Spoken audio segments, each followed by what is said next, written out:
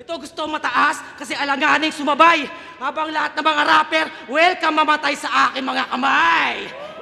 Hindi ko sinasabing mga kaya nyo aking kamay. Pwede ko naman kainin utak ng mga gagawing bangkay. Ang kakupala kong taglay, di na sa finals magtatapos. Walang galang sa mga gods, kayo ang tunay na bastos. Kaya pakyo kayo sa liga, pati si Enigma, mga umaastang boss. Ang hip-hop, pinalakas ng mga tao, diyan para sa mga Diyos!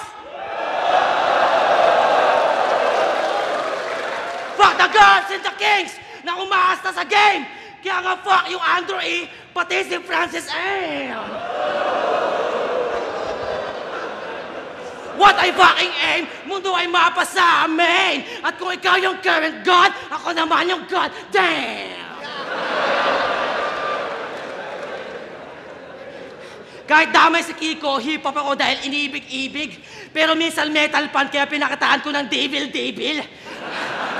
At tangina mo, digmaan to, bawal yung sibil-sibil. Hindi lang to sining-sining, dapat gigil-gigil sa pagkitil-kitil. Ako'y galing sa dilim-dilim na kumakapas sa mga letra. Di ako bitwing maningning, ako'y pabagsak na kumeta.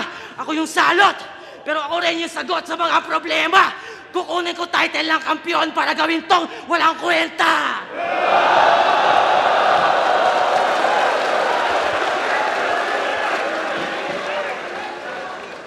Dapat makatao, walang makadiyos! Yun ang natutumbok. Ang paliwanag, mga bilang ng kalaban ng aking binubuod. Ito ay tugon sa mga rapper, pati sa mga nanonood. Habang gusto mo mag-champion, hinahamon ko na yung susunod. Lahat ng astang Panginoon na pinagkukupal, aking ipag-uubos, mga pinagdudurog, ikaw sasalo niyan par. Ika'y winasak ng lubos na padaos-dos sa baba ng mga normal. Ikaw yung batang Diyos na tutubos sa kasalanan ng mortal. Ay, totoong tao!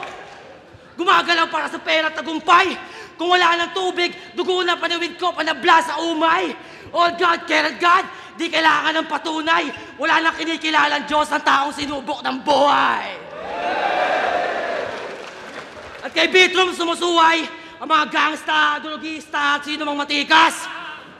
Mga scholar ng bayan, manggagawang masipag, pati art home na chikas. Variety fans ko sa Pilipinas, isa akong sukdulang rapper. Ikaw conceptual writer, ako cultural swagger. Di ako god, ako'y master. Ito ang aking legacy.